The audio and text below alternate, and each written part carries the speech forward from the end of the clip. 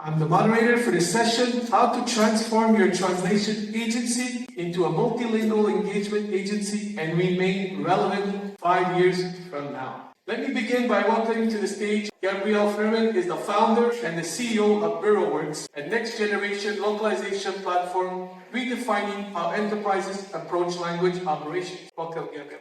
Thank you so much. And very nice being here. Thank you, Tino, for the great intro. Really nice being here with everybody. And today I'm going to talk about something that I think is going to be pretty painful and also illuminating, hopefully. And it's about how to transform your translation agency into a multilingual engagement agency, which is a fancy name I'll unpack. But really, it's all about how to emerge stronger in a post-AI economy. Right? So it's just a fancy way to say, how will I still make money in the end of all of this, right? With all of this AI, all of this adoption, how will I still pay my bills? And I don't know if this is something that is a question that plagues most of you. I know that it's a question that I get a lot and I'm seeing a lot. And I do want to encourage everybody to ask as many questions as you would like during the presentation to challenge me. I'm not the owner of any truth. What I'm going to share is just my perspective. I really welcome any comments throughout the presentation. Just raise your hand. I'll share a mic, and I would really look forward to hearing from everybody. The goal, like I said, it's simple. We want to explore how agencies can keep making money in the age of AI translation. I think it's a big deal. I think most people who attend the ALC are in some way or another involved with an agency, and I think being able to pay bills even post-AI is something that's really important to everybody. So hopefully I'll make these next 45 minutes to an hour some of the best in the conference you'll have. Very important question before I get started with the juice is why you should bother listening to me. There's a guy here on the stage with kind of longish hair. Most of you haven't met, some I've had the pleasure of meeting. And you probably wonder, why should you be listening to me? These big brand names are part of the reason. They're not the entire reason. Just a little bit of background on me. I began in this industry in 2004. Since 2004, I helped build BureauWorks, which is one of the 5 biggest translation management softwares in the world, and recognized by industry research like Forrester and like G2. So we're doing really well on the software front. And Harley-Davidson, Automation Anywhere, Coca-Cola, Zendesk, Uber, Slate, Duolingo, Student Agile are a few of our large enterprise accounts. And a lot of what I'll be sharing today is based on my first-hand knowledge working with these large Fortune 2000 companies on their practices. The past year, I've had over 500 different individual meetings with both company owners of all sizes and as well enterprise programs. So I would say I'm pretty equipped in terms of having a very well-rounded view of both what's happening at the agency side and what's happening at the client side. And I've spent the past 10 years really greasing things with the team. Diego and Hugo are here, they're solution architects on our team. And we've been building together what I believe is wonderful software. And that's why you should listen to me, if for any reason. Now, when we talk about our AI journey, and I feel like this at times, I feel like, okay, when is this going to stop? Or when is this going to go back to some level of sanity? And I think it's not. And this slide isn't written by me, it's written by the people at McKinsey. And they may be right, they may be wrong. They may have asked GPT to write this for them, I have no idea. But what I do know is that this slide communicates something really clear. The clear thing is that AI is here to stay. And you can see how they're projecting how AI will interfere with human activities all the way through 2070. I don't even know what's going to happen next month, let alone 2070, but somehow these people know. But the point of this slide is this thing is here to stay, and it's just at the very, very beginning. And I think that's a very important concept to understand, right? So whatever you're seeing now of GPT-4o, GPT-5, Gemini, Cohere, Claude, whatever you see people doing, it's just the very tippy tip. And that's a big thing when you plan strategically for your company in the next 5 to 10 years. If we're just at the very beginning of something, what is this going to look like in the future? And that's a lot of part of what we're going to be discussing. Right? Just a quick snapshot of where we are already with written translations. So there's a concept called edit distance, and edit distance is measured by the number of edits that are performed by a translator after they receive an initial suggestion from either another translator, in this case, from a machine translation tool. And what an 11.17% average edit distance represents is that for every 100 words that a translator is seeing, they are changing on average only 11 words. So, and this is a study that we ran over 20 million words done using neural machine translation, 20 million words using our technology called context sensitivity, and the average using context sensitivity is down to 11.17%, and this number is getting lower, right? So I want to make sure everybody understands this concept, right? So 11 words out of every 100 edited, and this includes content that is typically not good for machine translation. This includes copyright, includes pharma, includes regulated industries, includes content that is typically highly edited by people. And we're already at 11.17%. And this doesn't mean 11.17% errors. This just means 11.17% user edits, right? So it's fair to say that already machine translation is at a pretty powerful state, and it's only getting better. So we ran a study which was really illuminating. We talked to over 100 translation agencies around the world, language professionals, enterprise buyers, and we found a few things that were pretty alarming. The first thing that was interesting to us is that 85% of the people who participated in the survey expect at least a fourth of their work, at least 25% of their work, to be done via AI. So there's a pretty clear, overwhelming understanding that AI will be a big part of people's lives, right? That seems to be a very overwhelming majority. The other number this is the number that most caught my attention, is that 81% of the responders reported revenue decline or stagnation.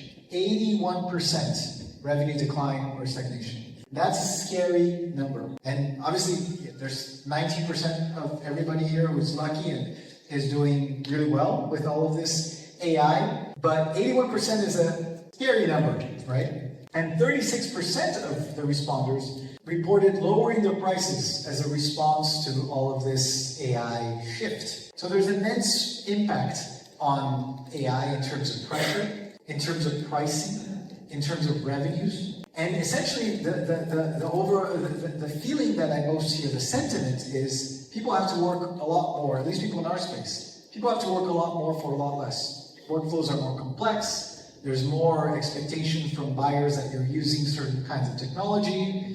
There's more expectations that you should be your prices should be lower, the translation turnaround should be faster. So, in my opinion, the pressure is on.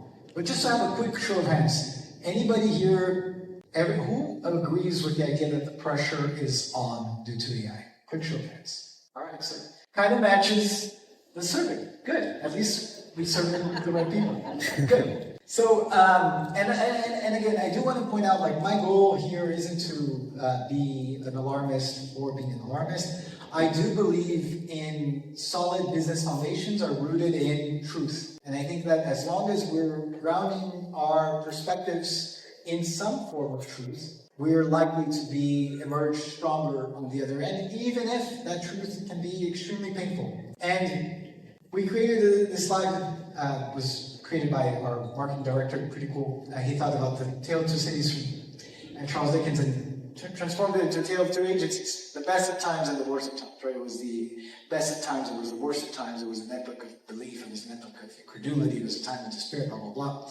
Great opening, maybe one of the greatest openings in literature. But the best of times, right? Some agencies are actually are feeling pretty untouched by this whole AI thing. Agencies that are operating in highly regulated sectors, highly sensitive content, for instance, something that for some reason or another is R&D, something that is treated in a very sensitive way or very complex, like multimedia content, etc., like that. So these people on this side of the slide, they may be experiencing stable, sometimes even more profitable. They're shielded by compliance, by liability, by eagerness to keep users. So and this is what's so interesting in my opinion about our space. Our space is all about bubbles, right? There's all of us, in my opinion, operate each and every one in our own little bubbles, our own little niches, and every niche is somewhat different. So it's very complex to state things that are universal truths for all of our sector. But there definitely,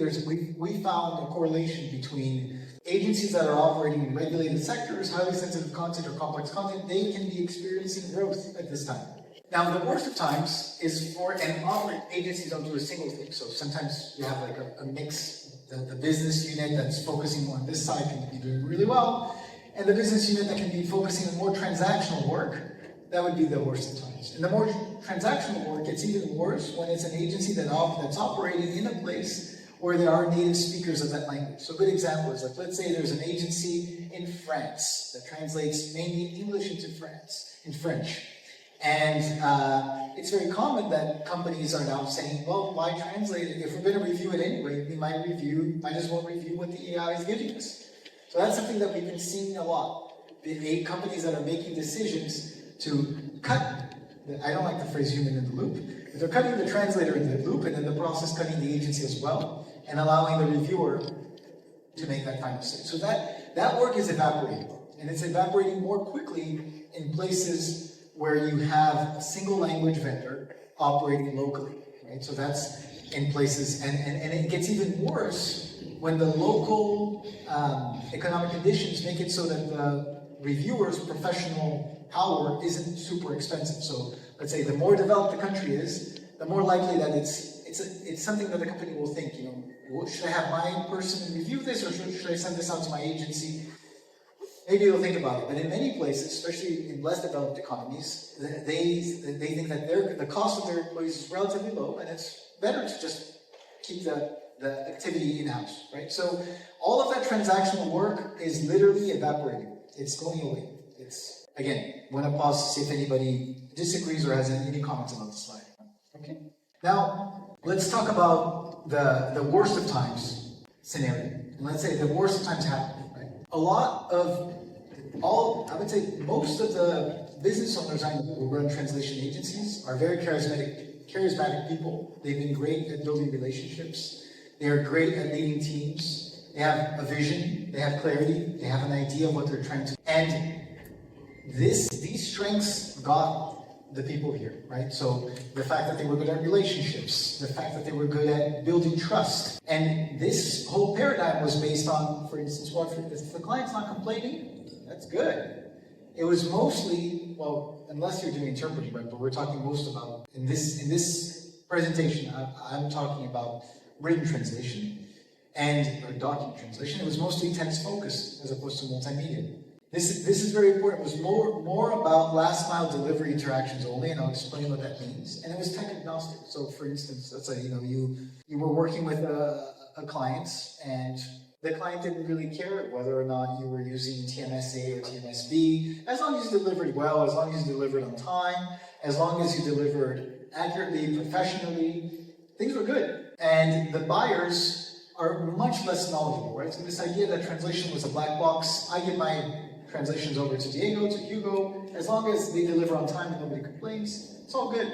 Very hard to get a translation, so you have to, if you want a translation done, you have to send a quote, wait, you have to, there's all this process, this bureaucracy involved in ordering the translation, and the language service provider, their sole responsibility is basically delivering translations. Now, this changes in this new paradigm, this new post-AI paradigm. The eyes of the buyer are different. So the eyes of the buyer now are how fast, transparent, and cost-effective you are.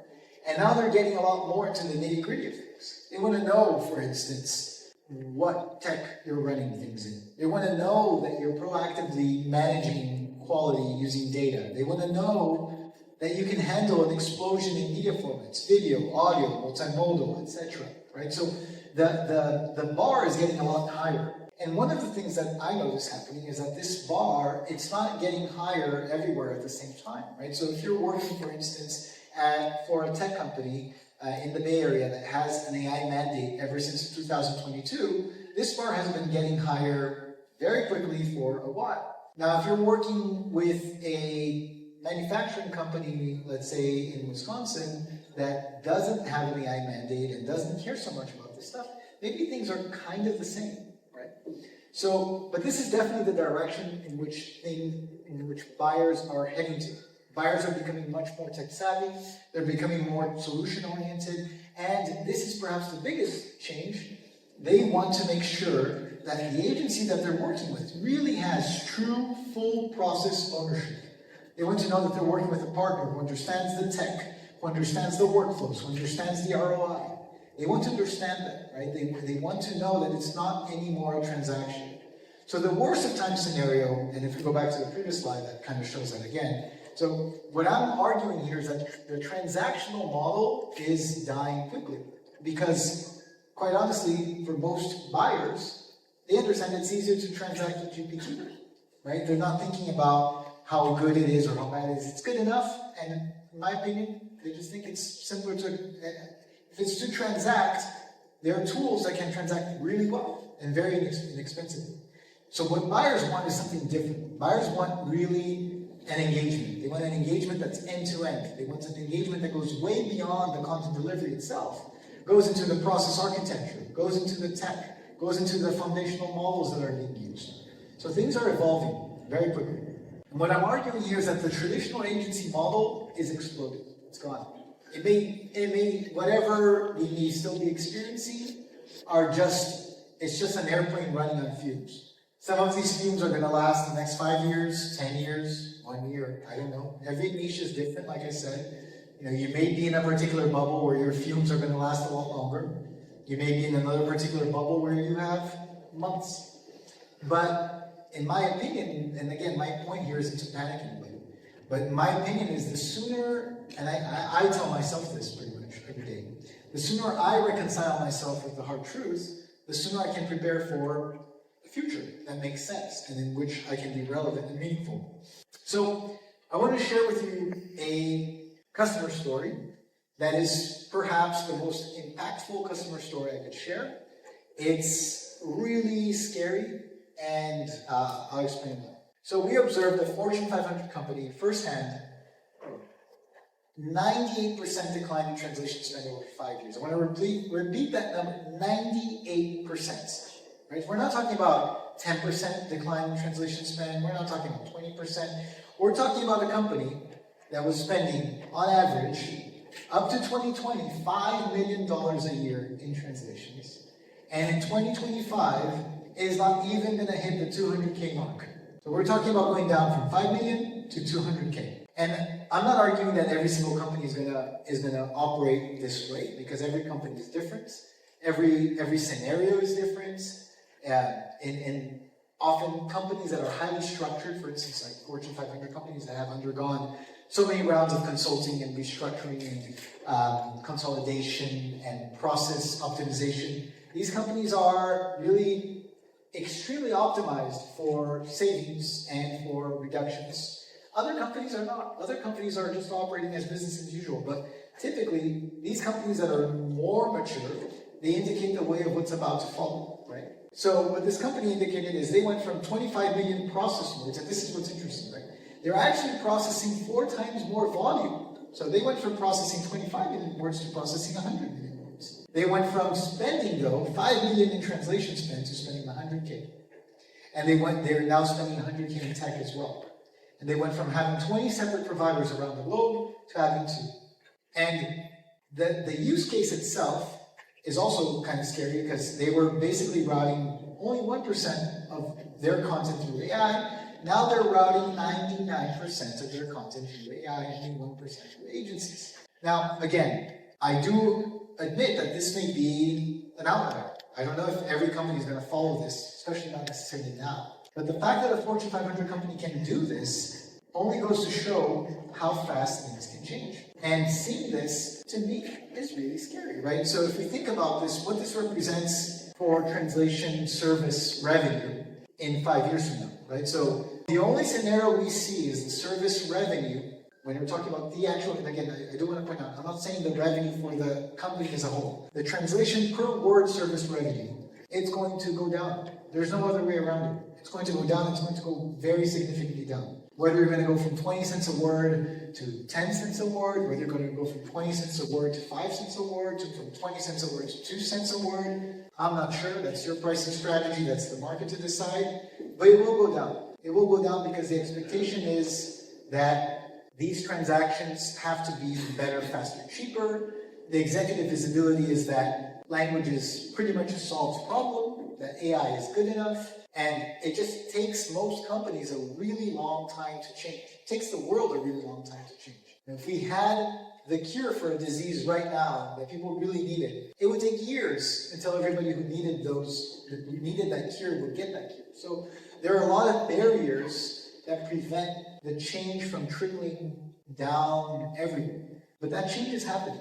And the good thing about this presentation, at least, is right now we're talking about the nightmare, but there's something positive that emerges on the other, right? Which is, this is not, in my opinion, so far what I've been saying may be seeming apocalyptic, but it's not. It's a rebirth. And I think this is the part that, in my opinion, is so important for my presentation to come across.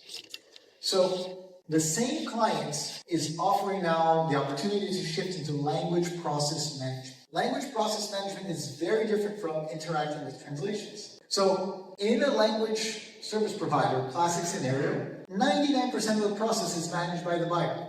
They have whatever, maybe, they're working in Adobe Experience Manager and someone in there is getting an XML and they're sending an agency an XML and they're getting the XML back. All the agency did was translate the XML and get it back. And that's the 1% part of the puzzle. It's a small part of the puzzle that was handled by the agency. Now, in this new reality that's actually coined by Slater, the language service integrator, we have Alex here in the audience. In the language service integrator perspective, and by the way, we have a YouTube video interviewing both Florian and Anna, who was a senior researcher who came up with the acronym language service integrator. And in the language service integrator scenario, now the language company isn't just responsible for that last mile of delivery, they're responsible for everything. They're responsible for understanding, why are we using Adobe Experience Manager and not Contentful? Why are we exporting in CSV and not XML? Why are we not creating a connector directly with BureauWorks? Why are we not creating a conditional connector that allows certain kinds of content based on certain rules to flow directly through a translator and other kinds of content with other rules to be processed directly through our model? Why don't we train our models? Why don't we train different models for different parts of our website? So you can see that this becomes a much larger conversation into not just transacting over what a translation is or is not, and it becomes a conversation over what's the best way to accomplish your goals. So the language service integrator is much more of a consultant than it is a translation agent. So the burden of the work shifts from project managing and outsourcing documents and translation. It shifts into really understanding the landscape, the technological landscape, the content management landscape, the machine translation landscape, the process management landscape, and putting all of that together, right? So it's an LSP, and this is what I learned talking to Anna, is I thought the LSI was just a nice, beautiful rebranding for the LSP, which remained virtually the same. It's not. It's something very deep. It's a complete rewiring over what the core business of the LSP is. The core business of the LSI isn't selling words. The core business of the LSI is selling solutions. That's why it's called the Language Service Integrator, or Language Solutions Integrator. I think I misspelled it in the slide. It's Language Solutions Integrator. But the point is, that's what has value in this world that's being born. It's the actual solution, it's not the words. And so what we're talking about is, we're talking about going from last mile to total ownership, right? So we're not talking anymore about last mile, we're talking about total and complete ownership over the processes. And that changes completely. So when we're talking about the mastery of internal processes, that's the step one, that's the most important step, in my opinion, that everybody can take today in terms of their agencies, which is, number one, 100% exception-driven project management. If you have your project managers inputting data manually, you've lost, because all of this human bandwidth and talent is going into superfluous activity that is high cost, and even if you have it in some relatively inexpensive production center, it's still high cost, and it doesn't lead to any real aggregated value. We're talking about automating your quotes, automating your task assignments, automating your payables and receivables, producing a workflow that minimizes the edit distance, and paying everybody you work with by effort. This, in my opinion, is something that has to be done now. Because if you do this now, this will create a huge leverage for your company.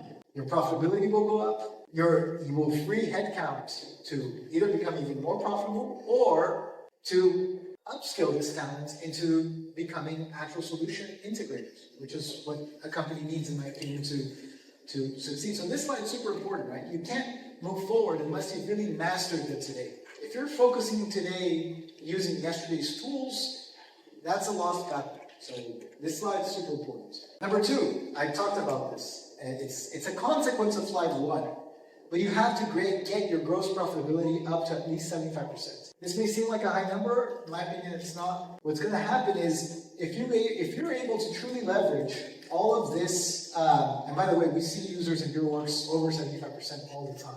If you're able to truly leverage all of this wealth that's coming from AI models with the revenue that you do have, all of a sudden you become a way more profitable company.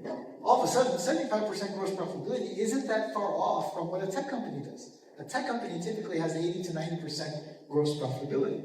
If you're working at a service company level, which is typically 45 to 50% gross profitability, it's going to be really hard to maneuver your company. If you're working at a 75% or greater, you're going to have a lot more resources to deploy, to upskill your people, more margin, more maneuvering to take your company wherever you need to, right? More money to invest in tech, more money to invest in upskilling your people, super important. And step two is what creates step three, which is capital to invest in transformation. I was talking to Mark just before we came here. Mark was saying how difficult it is to change. It's the worst thing ever. Nobody wants to change. And it's not just difficult, it's really expensive. So you need the capital to invest in the transformation. And freeing up that capital by really optimizing your processes, your day-to-day, that's incredibly important. So I can't emphasize it enough how much freeing up this capital is paramount to being able to achieve this kind of transformation that I'm talking about. And number four, if you've made it this far, if you haven't abandoned me yet, you become a language service integrator, language solutions integrator, let's type that. But again, now the word volumes, they're just a part of your business role. You're still making money off that, but you're making much more money off of the process management, of the solution architecture, off of everything that you're delivering to your clients that goes way beyond the work. And those are all billable activities. So when we talk about the translation agency software maturity scale, this is something that Diego and Hugo, who are solution architects in our team, they see day in, day out. Is we see companies that are operating in 2025 all across the spectrum. We have agencies who are still getting tasks over email. They're calling the translator saying, hey, can you do this? They're sending that file over email. They're getting it back. They're running checks on another tool. They're delivering over email. They're putting in information in some kind of business management system. That's level one. And there are a surprisingly large number of agencies that are still operating in level one. And then you have all the way up to level 5, which is full digital transformation. You do have agencies that are working at this level, that are basically getting their projects entirely via API, not being managed by people. They have advanced analytics and predictive insights that are making decisions for them. They have AI-assisted workflows and client self-service capabilities. If you're at level 1, it's really hard, if not impossible, to complete to level 5. And the good thing is that you don't have to go from level 1 to level 5. There's a journey, right? You can become level 2 with basic software adoption. You can become level 3 with partial integrations. You can become level 4 with advanced integrations. And we're seeing companies embark on this journey with us, and we're seeing them be highly successful in this journey, because it's a very positive.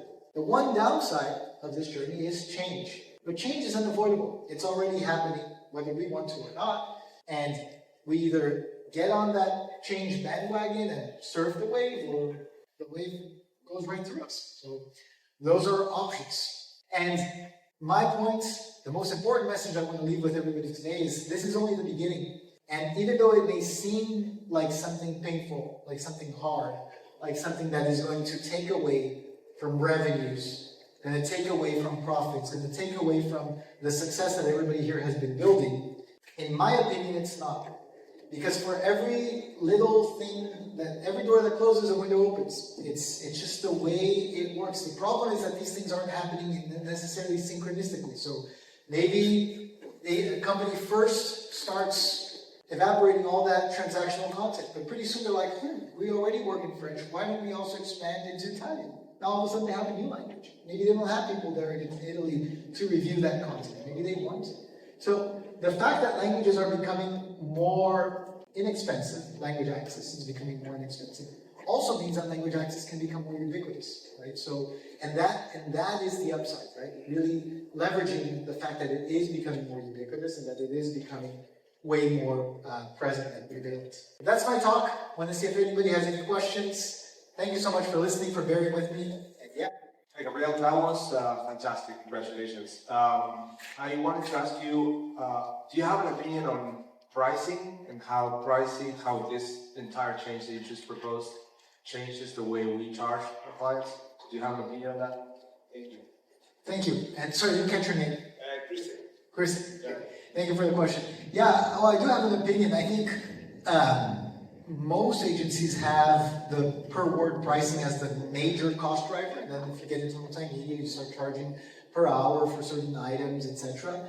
In my opinion, this shifts the engagement to be charged much more like a consulting engagement is, which is typically structured by hours, but mostly more than by hours, by the overall project, the size of the engagement, the complexity of the engagement. So like, let's say if you're implementing in a given company and they want you to come up with a solution for their social media translation infrastructure, and you're going to decide everything. You're going to decide what kind of integrators you're going to work with, what kind of TMSs you're going to bring in, what kind of processes you're going to bring in. You're going to be responsible for the translators.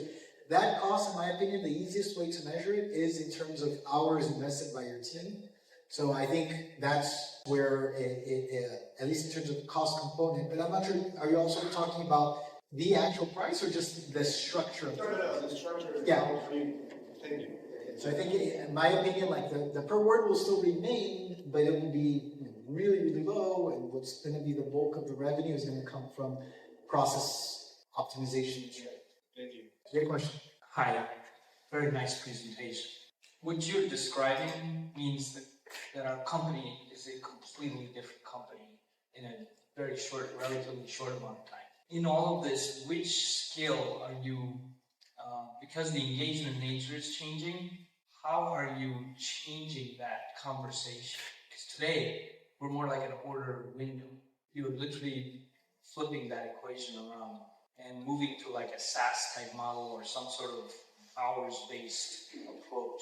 How is that conversation taking place with the existing clients? Yeah, you touched on a few different great points, and it's the transformation is happening quickly, and I think it happens faster for some people than others, like I said, based on whatever bubble you are in localization.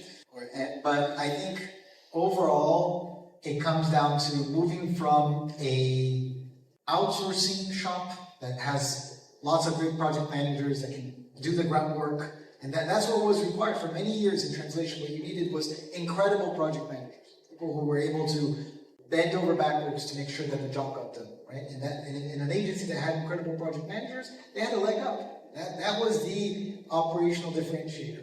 Now, the shift is you need people who can actually think and architect processes. And in terms of skills, which you were asking, you need a lot more tech savviness, tech fluency. You need to be able to be really good with tools, really good with systems. You need to be a good critical thinker.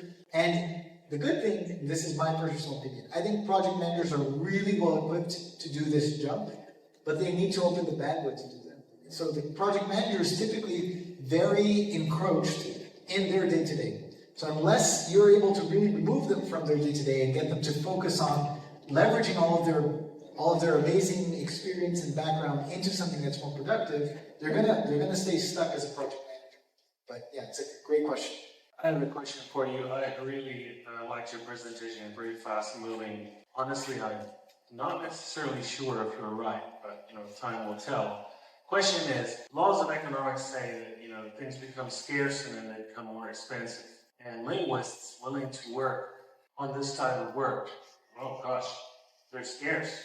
You can just read about it on the internet. Linguists, interpreters, and translators alike rebelling against working on, and they use several types of different insults related to AI-produced content, and there's also a huge drop taking place in some countries, but not all, in terms of the number of people who want it to be linguist at all. So who is going to do this work for 2 cents a word when it's a struggle to get people to do work for 10 cents a word? That's a great question, Charles. I think it has a few different angles. So number one is you're talking about the laws of economics and the fact that it will be scarce to find talent like this. Like you, I have no idea if I'm right. This is just what I believe in based on what I've seen so far. But I think our market is basically dictated by what large corporations do. It's been like this since its inception. It's been like this with globalization. They decide which tools are used. They decide which tools are which processes are followed, and they decide basically what they're going to pay. And whatever they decide, in my opinion, people don't have that much wiggle room to work around. And I'm not saying that this transition is going to happen instantly, where people are going to stop working for 10 cents a word or 2 cents a word. And I also think that the net income for the people that are involved could remain the same, because what I'm talking about is a shift in productivity as well. So that same person that was doing 10 cents a word and doing 4,000, 5,000 words a day is now going to be doing 20,000 words a day. And I agree that maybe there's going to be a lot of some resistance in that, but also, this is just my personal perception, I think that you have a very loud minority of people that are very loud about their disagreements and about the fact that they're not at ease with these changes. But then you have a very silent majority that's going along with the flow. And I say this not based on my thought, just based on, I've seen a lot of these shifts taking place in these large companies, and they're just happy. And some of these shifts don't require people to be in agreement with it. So an example is we implemented in another large Fortune 500 company. To our surprise, their first decision after implementing with us, they were like, well, the quality of context sensitivity is so high, we're going to bypass our translation agency entirely. We're just going to go straight to our reviewers. So that 2 cents a word isn't even more an issue. But I think overall, the key thing is the buyer has an enormous amount of leverage in our space. But great question, Charles. And yeah, really appreciate the counterpoint. Doug Strock, Global Language Translations and Consulting. I maintain that I live in an alternate universe because I would love to fully automate some of the things you mentioned, but our clients rarely, if ever, send us an accurate or correct file in the beginning. So if I automate that process, I then put errors into the process right from the very start. The same thing with payments. You can automate payments if you trust that your payment amounts are correct. And that, again, is something most of the time we have a human very carefully go over. And same thing on receivables. I don't know if you can automate it. I think we can put human intervention in at the appropriate place and automate the rest of it. And certainly automate the non-value add. But a lot of times your project manager is your main salesperson with that client. And if you take them out of that loop and automate it, your client sees no value in you over someone else. Great point. And I think that's a subtlety around how I use the word automation. To me, automation is exception management. So it's definitely having still people in place. I just think that the shift in bandwidth, there's a shift in bandwidth. So rather than have a project manager, let's say, input data for half an hour, they're going to exception manage for 5 minutes. And I think the other point that you mentioned is, which is crucial to automation, is you can only automate a process that's really mature and ready for automation. In the case, if you're getting files, for instance, that are simply written in a way that aren't ready for translation and localization, either you have to think about a process that includes that verification process as a part of a larger automation cycle, or as you said, you can't really automate. But again, my use of the word automation isn't a human-less process, it's just one with exception management rather than full human drive. But, great points. Thank you so much. Hi, Hillary Berman, Outbound Translation Services.